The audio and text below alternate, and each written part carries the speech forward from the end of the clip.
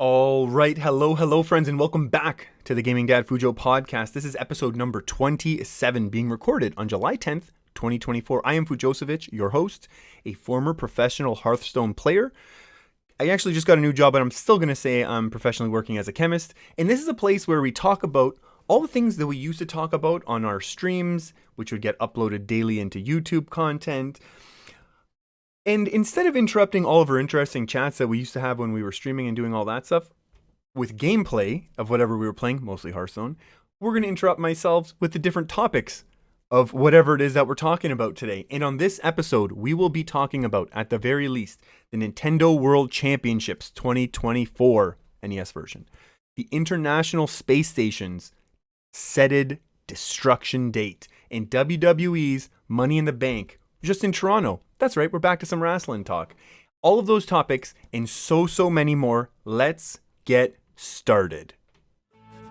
He's got no time to play video games. He's the Gaming Dad Fujo.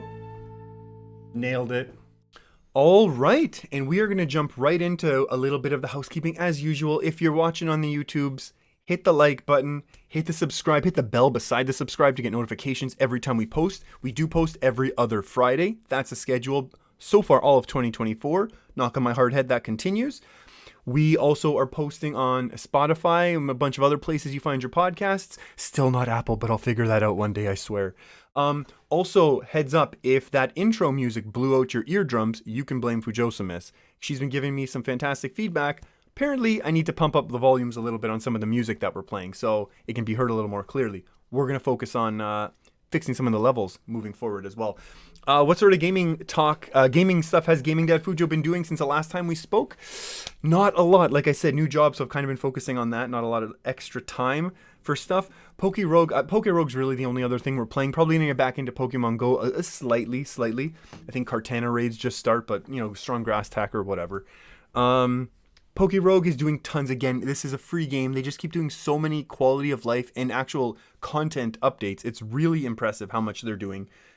I haven't been playing it that much. We're not going to get into details, but maybe next episode we haven't done a real Pokerogue talk in a while, so maybe we'll dive into it a little bit more, assuming we actually play more of it. Who knows? But again, as always, if you've got great Gaming Dad suggestions, let me know, because I'm always looking for stuff you can play quickly, put it down, come back to, that sort of stuff. We're looking for it all the time. Feel free to continue to send in those great suggestions. What's the first topic we're going to get to today? Nintendo World Championships NES version. So this is a really interesting concept that I think Nintendo kind of fumbled. So let's talk about what this is. It's basically a series of short speedrun challenges from a bunch of NES games. Let's go through the whole list of NES games that you will get. Balloon Fight, Donkey Kong, Excite Bike, Ice Climber, Kid Icarus, I love that game, Kirby's Adventure, Metroid, Super Mario Bros.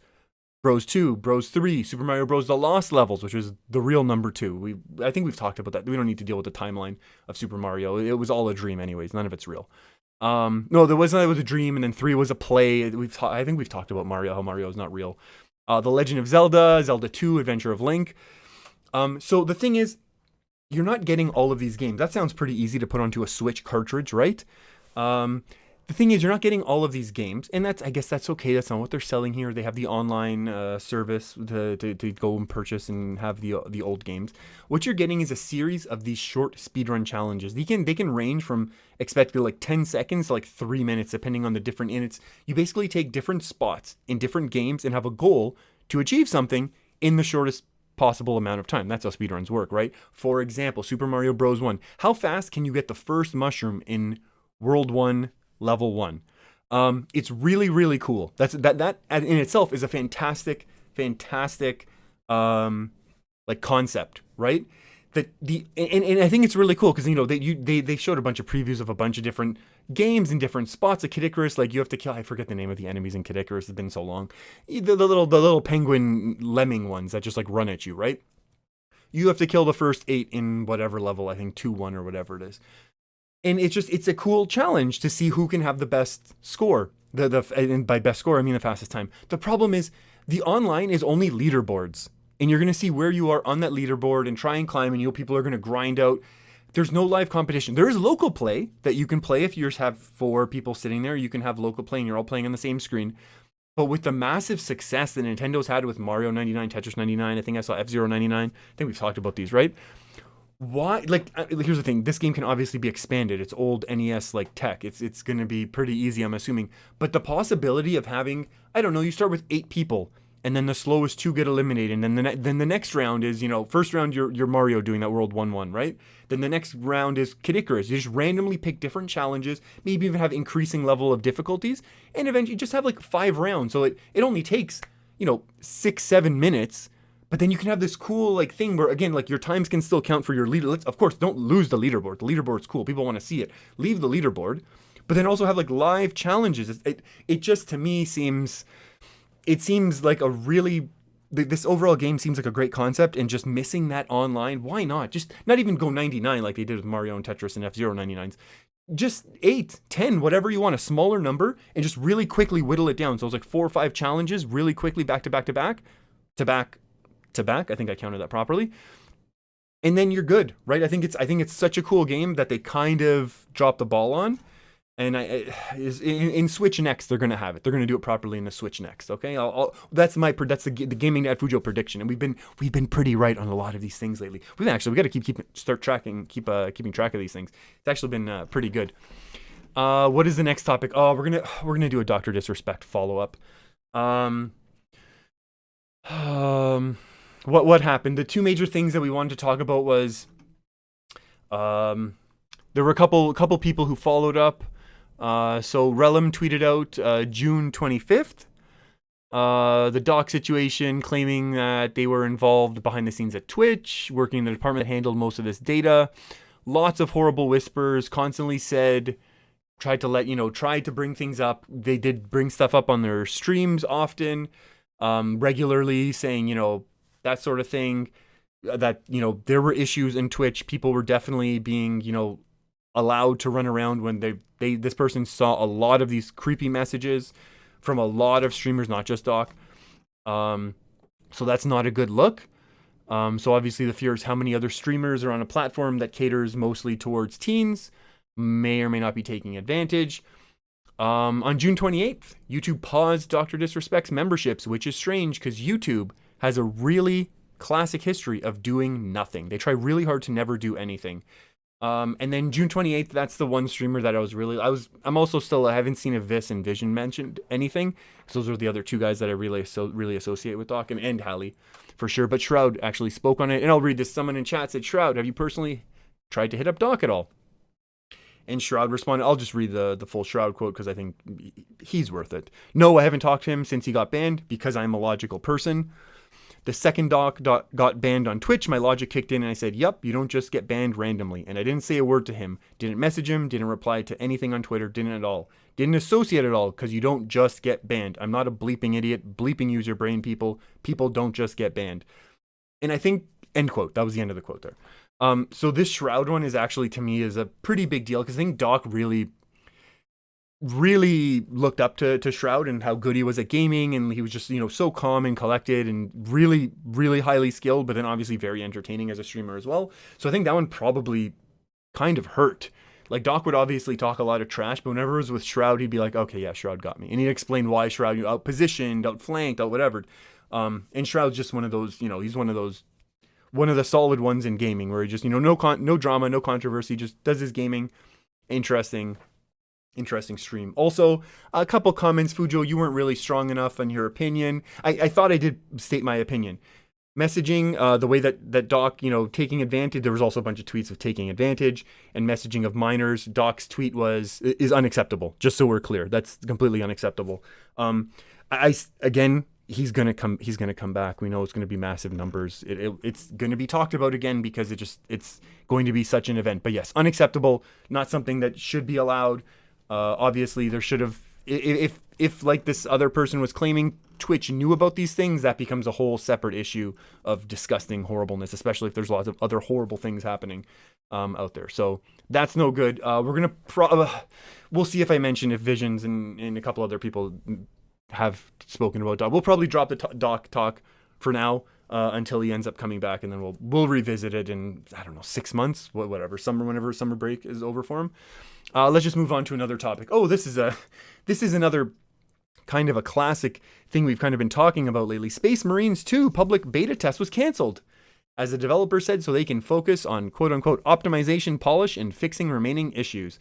That's a bad sign. Historically, that means the game is going to run horribly. That's the prediction.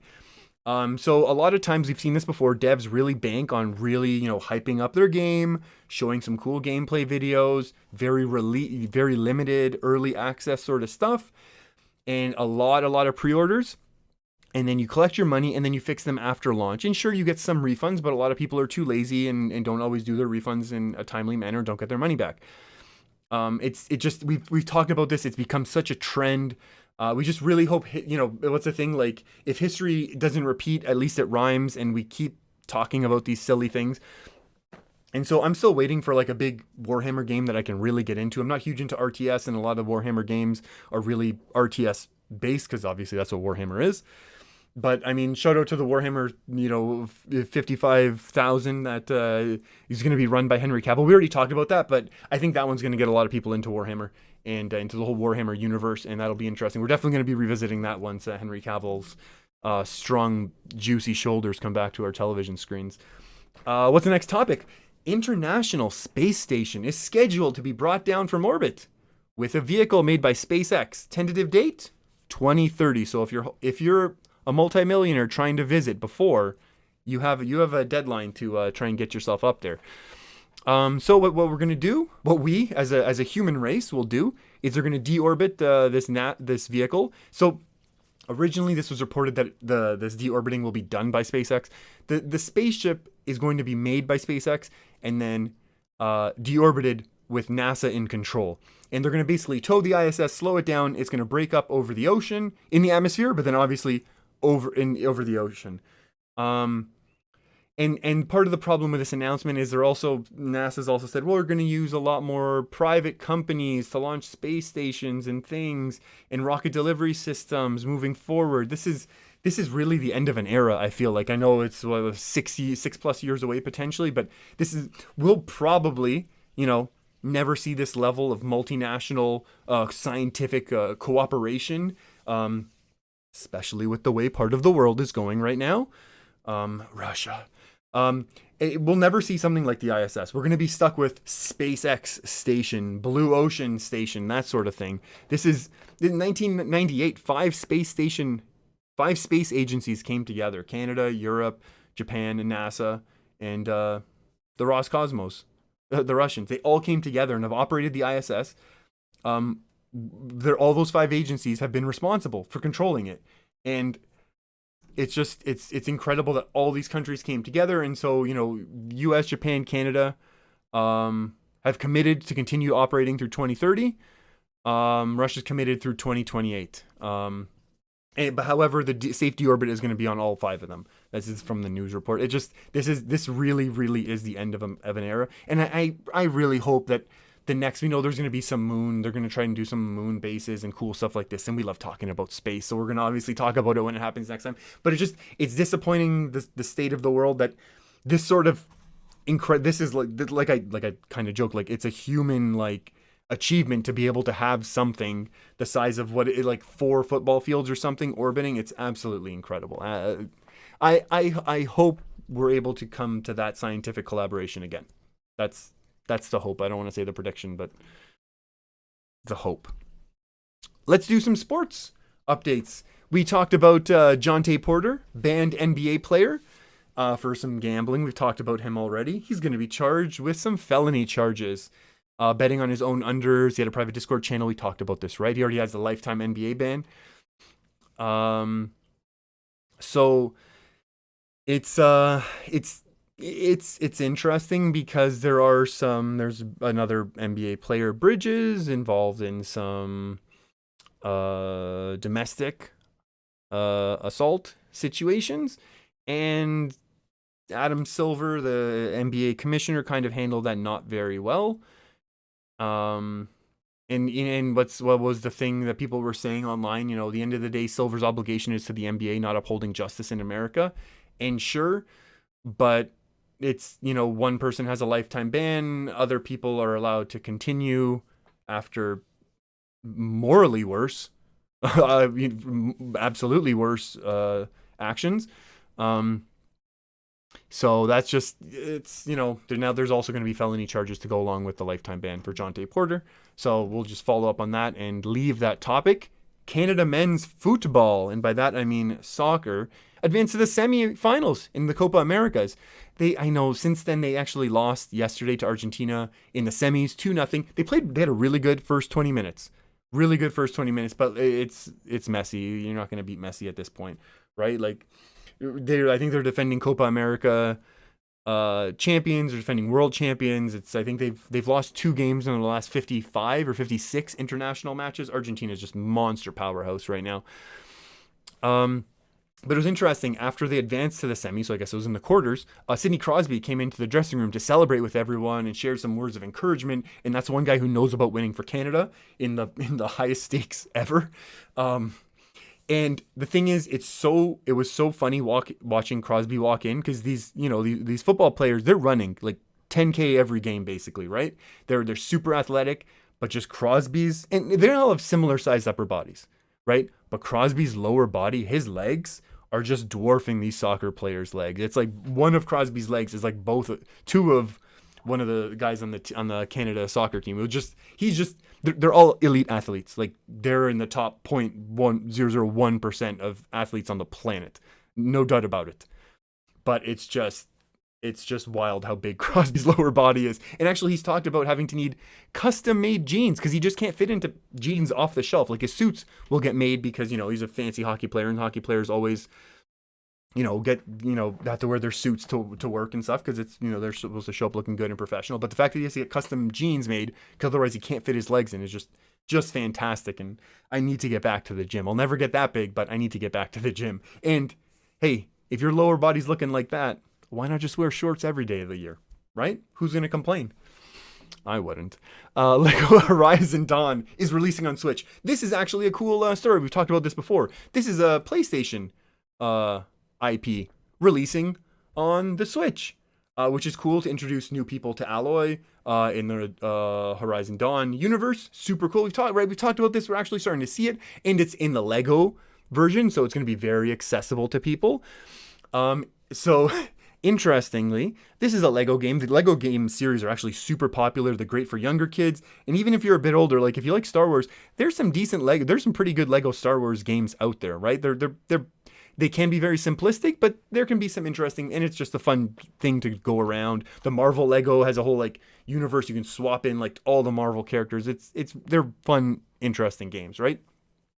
However, Xbox was excluded as PlayStation claimed they're wanting to focus on a more family-friendly audience. And it obviously, this was a business decision. The Switch has sold a ton, and Lego games probably are directed more towards, people who own Switches. I think we look at the stats, there's a lot of families, younger players on it. But we're going to take this as a massive win for the gaming industry as a whole. We've talked about these companies wanting to do cross-platform. We've seen a great example, a Lego game from PlayStation characters on the Switch. Excellent work. I hope we see more and more of it. Okay, this is now the wildest. I don't know what it was. I actually watched the trailer for this. Neptunia Riders versus Doggos. Nintendo Switch announcement trailer. Watch it. I'd almost want to play it right now. But you wouldn't know what it was either, and I don't know what it is, but I'm going to somehow try and describe it. So what we do know, this game is going to release in 2025, probably after the Switch Next is out, but that's fine. It'll be probably compatible. It's definitely one of the wildest looking games. I don't know if it is a game. So I've it's one of the wildest looking things, and I don't know what I've seen. So. Okay, so no. We know it's in 2025. There were anime-styled motorcycles with motorcycle riders, anime-styled, right? And then it's just like they weren't really driving. It was just like, on like there's like colors, and it's like a yellow motorcycle, and like the back screen is like a yellow with like black splash, and and then like the name of that bike rider, and then like a red one, and doing another cool slide. That was that noise that I made. That was a sliding noise, in case you weren't sure. And then you see a small blue blob enemy get introduced. and then some motorcycle riders. There's no interaction. There's no like, is it a side scroller? Is it a third person? Is it a shooter? Is it an RPG? Who knows? I don't. I've seen the trailer like 4 times. I don't know what it is. And then at the end, you see all these little blobby guys bouncing up and down. And then you see this incredibly and these are looking like a Dragon Warrior 1, Dragon Quest, whatever. I call it Dragon Warrior. That's a poster that's up on the wall. Deal with it. We've talked about that as well. The NES giveaway from Nintendo Power NES giveaway. We've talked about it. Go back and listen to the old episodes. You'll know what I'm talking about.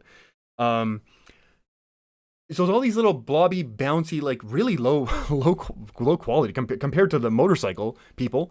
And they're just bouncing. And then there's this huge blue. These are all blue little blobbies, like with smiley. They have smiley faces, just so you know. As they're bouncing, of course, because why wouldn't they? This giant, muscly, like think Dr. Manhattan, big blue person starts standing up in between all of these blobs, like tiny little blobs. This giant, he's standing like 10, 15 times the size of an individual, 20 times the size of a blob. And his head is a gigantic blue blob creature. It's the most wild thing I think I've ever seen. Once I find out what this game is, I have to follow up on it. It is so, I will implore you to, I don't like watching trailers. I try not to spoil stuff, but this one is worth it because I'm so confused and I might have to get the game. I might have to. It's wild. I hope it's the best game of I'm already my 2025 game of the year. That's just so you know. It's the trailer of the year, undeniably, of 2024. If there's a trailer of the year award, it already wins. Stop it. It's July, whatever came out a few days ago. July. Who cares? Wait till the end of the year. It's gonna win. I was so confused and enticed. Okay, let's get moving. However, onto Money in the Bank Toronto 2024. Gaming Dad Fujo was not in attendance. I was gonna go to a live wrestling event. We had some initial plans. Plans were kind of changing. We thought we had some tickets with some people. We didn't actually have. That kind of fell through. Then we ended up not actually going, and that's fine. Seemed like it was a lovely night. People had some fun. Drew McIntyre won the men's Money in the Bank, which had a wild sequence to the finish. Everyone's hitting finishers, knocking each other off ladders to the outside. Fantastic. And the sequence ends. Drew just throws a ladder like a spear, like a javelin from across the ring, knocking Jay off of the ladder. He was about to get the Money in the Bank briefcase. And Drew just whipped it at him, whipped the ladder across the ring at him, knocks him off. Drew wins. Excellent violence. Main event, we had a pretty botched finish, which is unfortunate. So Seth Rollins hits a Falcon Arrow on Damian Priest. The ref counts 1, 2. Priest doesn't kick out, and the ref stops counting. It's not a good look. Everyone's confused.